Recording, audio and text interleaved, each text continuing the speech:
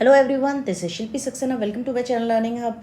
So today's video is about Gestalt principle. It is very important topic और बहुत सारे exams में पूछा जाता है. So when you see this image, what do you see?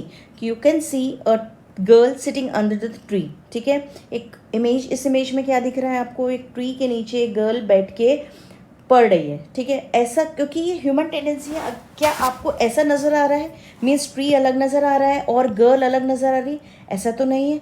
क्यों नहीं है? Because it's a human psychology that when the human being is seeing multiple pictures, suppose a bird, a tree and a girl, we consider them as a whole. एक साथ ही देखते हैं और हमको एक ही लगता है. ठीक है, so gestalt principle it was first emerged in 20th century in Germany and Austria. Okay, it means configuration.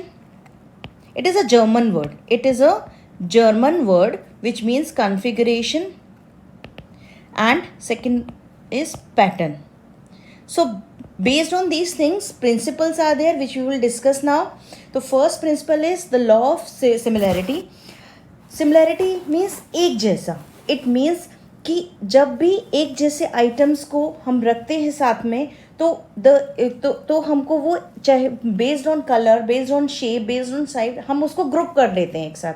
अगर वो एक जैसा दिख रहा है कुछ, तो हमारे लिए वो एक ग्रुप जैसा दिखता है. फॉर एग्जाम्पल, भले ही यहाँ पर डिफरेंट शेप्स हैं, ट्राइंगल भी है, लेकिन हमको कैसा लग रहा है कि एक ये ग्रुप है. क्यों ऐसा लग रहा है? Because it is of same colour. भले ही शेप्स डिफरेंट है लेकिन कलर सेम है, इसलिए हमको ये लग रहा है कि ये एक ग्रुप ऑफ शेप्स है.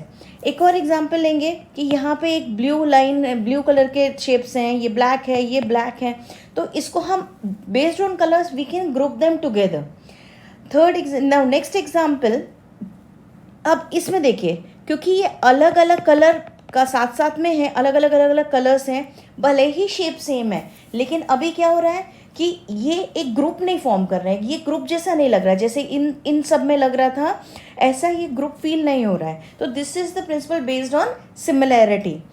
Next one is proximity. Proximity means अगर कोई एलिमेंट्स को हम साथ में रखते हैं, पास में रखते हैं, तो हमको वो एक ग्रुप फॉर्म करता हुआ दिखता है. फॉर एग्जाम्पल कि मान लीजिए ये है, तो अगर इसको हम एक साथ रख रहे हैं, इसको हम एक साथ रख रहे हैं, इसको यहाँ पे आपको देख के ही पता चल रहा होगा कि ये 3 ग्रुप फॉर्म हो रहे हैं. भले ही उसमें लाइन नहीं है, लेकिन हमको देख के पता चल रहा है कि यहाँ 3 ग्रुप हैं. So elements that are close to each other tend to be perceived as a group. Even if elements are dissimilar, भले ही अलग हों और पास में रखे हों, तब भी they perceived as belonging to the same group or other visual properties. ठीक है, तो अगर ये तो चलो सेम शेप है, अगर डिफरेंट भी शेप है तो भी अगर पास में रखा है तो ऐसा लगता है कि वो सेम ग्रुप में है. Like this. अभी इसमें कहीं कोई लाइंस तो दिख नहीं रही है, लेकिन क्योंकि एक साथ रखा है, ये एक ग्रुप है. यहाँ गैप है तो हमको पता लग रहा है कि ये 3 ग्रुप्स हैं.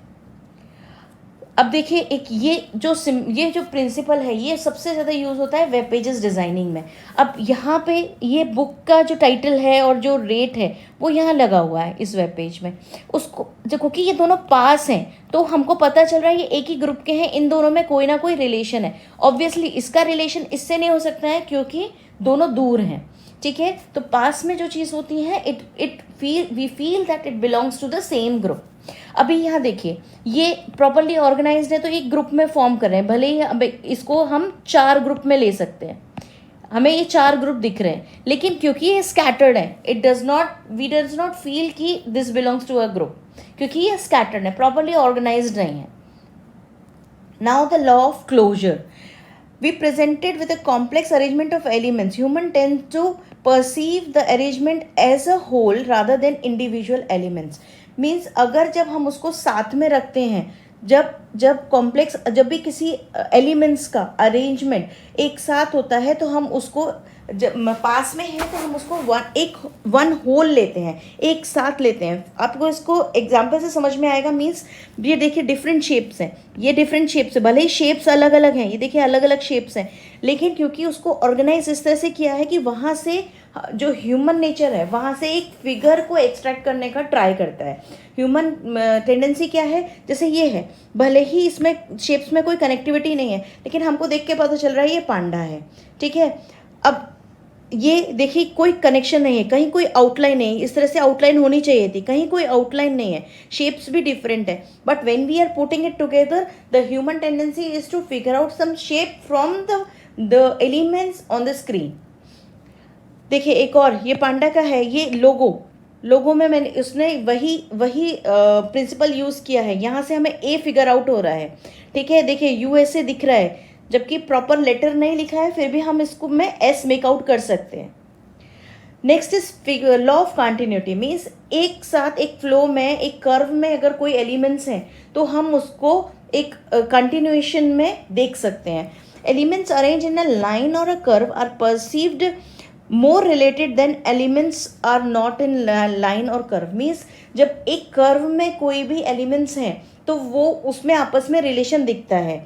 This principle suggest that our brain prefer smooth and continuous paths. देखिए अब यहाँ पे दो लाइन दिख रही हैं आपको, भले ही दोनों कलर अलग अलग हैं, लेकिन हमको अलग से इसमें कनेक्शन और इसमें कनेक्शन दिख रहा है, क्योंकि वो एक कर्व बना रहे हैं। एक और एग्जांपल लेंगे, ये देखिए डिफरेंट कलर्स हैं, इसमें सेम कलर है, इसमें डिफरेंट कलर है, लेकिन हमको कर्व दिख रहा है, क्योंकि we can make out the curve from the figure. Similarly see this curve, तो ये this is based on the law of continuity. This one, अभी यहाँ पे देखिए स्कैटर्ड है, तो हम कर्व नहीं निकाल पा रहे हैं यहाँ पे। ये यहाँ पे अगर हम इसको चाहें तो इसको कंसीडर कर सकते हैं, पर दीज आर स्कैटर्ड, तो यहाँ पे वो कंटिन्यूटी की वजह से ये हमको इसमें रिलेशन नजर नहीं आ रहा है। Next one is law of figure ground. It means that human being can see either the foreground or the background at a time, ठीक है। यानी कि एक ह्यूमन नेचर है कि या तो उसको फोरग्राउंड, किसी भी इमेज में फोरग्राउंड दिखता है, या आगे जो भी बना है वो दिखता है, या बैकग्राउंड दिखता है।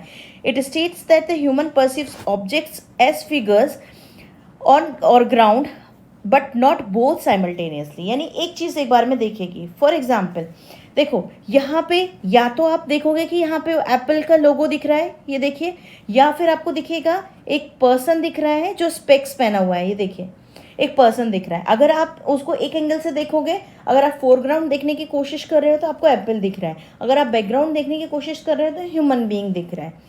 अब इसमें अगर आप एक तरफ देखने का ट्राई कर रहे हो तो एक साइड से आपको दिख रहा है कि ये ह्यूमन दो पर्सन्स हैं जो एक दूसरे को फेस कर रहे हैं, और दूसरी तरफ से देखने के सोच रहे हो तो ये देखिए एक वास है।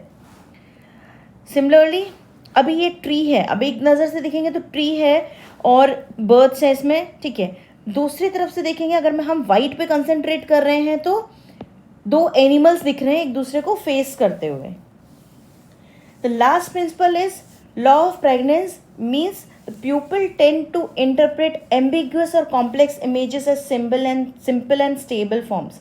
मीन्स जो भी डिफिकल्ट या कॉम्प्लेक्स इमेजेस हैं उसमें से ह्यूमन बीइंग की क्या टेंडेंसी है, ईजी फिगर आउट करता है, ईजी चीज़ को निकाल लेता है बाहर। This principle suggest that our brain prefer simple and organised perceptions. Means हमको कॉम्प्लेक्स चीज़ों से में से भी सिंपल चीज़ें ज़्यादा अच्छे से समझ में आती है, प्रिफर करता है ह्यूमन ब्रेन कि सिंपल चीज़ें हमको दिखें। फॉर एग्जाम्पल यहाँ पे देखेंगे तो ये कॉम्प्लेक्सिटी देखिए फिगर की, और उसमें से सिंपल चीज़ हमको नज़र आ रही है। ये देखिए सिंपल चीज़ किस तरह से नज़र आ रही है। सिमिलरली अभी ये देखिए स्कैटर्ड है, ये रिंग्स हैं, यहाँ से हम क्या फिगर आउट करेंगे, सिंपली 5 रिंग्स निकल के आएंगे किसी भी फॉर्म में, क्योंकि हमारा ह्यूमन ब्रेन है जो कि सिंपल चीज़ को देखना ज़्यादा प्रेफर करता है, ठीक है। If you like this video, like and subscribe, hit the bell icon. Thank you and have a nice day ahead.